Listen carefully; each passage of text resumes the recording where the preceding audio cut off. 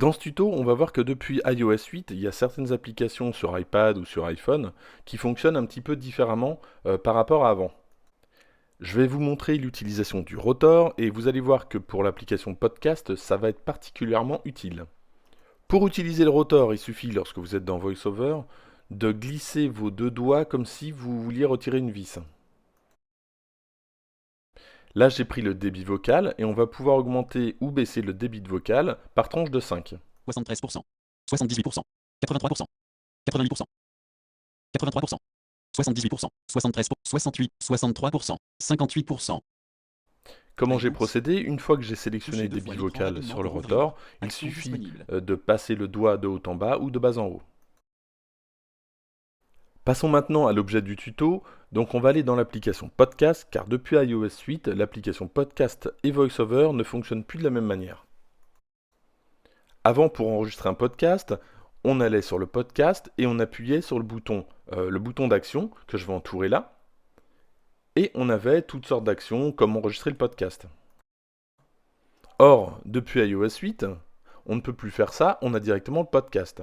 Donc c'est là où on va avoir besoin du rotor et on va lui demander d'agir un petit peu différemment. Donc on active le rotor et on va prendre action. À partir du moment où on a sélectionné action dans le rotor, on va sélectionner notre podcast et avec le doigt on va glisser de bas en haut. On va avoir plus d'action et un menu va s'ouvrir et là on va pouvoir enregistrer le podcast par exemple.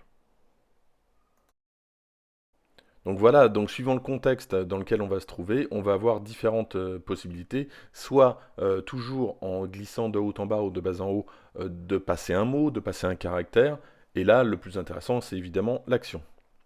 On va voir maintenant que dans la nouvelle version d'iOS, la version iOS 10, il y a quelques petits changements également. Pour afficher les informations du jour, on va donc aller de gauche à droite avec trois doigts. Et on va retrouver ce qu'on connaît un petit peu sur iOS 9. Donc là, vous voyez les différents blocs. Donc ça peut être les news, ça peut être les rappels, les calendriers, etc. Et pour passer de l'un à l'autre, donc on va avoir à nouveau besoin du rotor, parce que sur VoiceOver, ça va plus être des conteneurs, ça va plus être des caractères dont on a besoin, mais les en-têtes. Donc on va sélectionner en-tête, et là, en glissant de haut en bas ou de bas à haut, avec le doigt, on va changer d'en-tête. Et donc on va voir les news, calendrier, etc.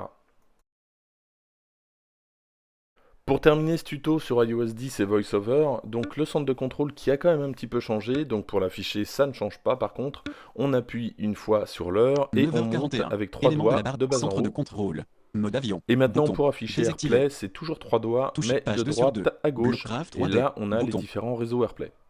Page 1 Voilà sur pour le 2. tuto et les Bluetooth. changements sur iOS Bouton. 10 et Activé. VoiceOver.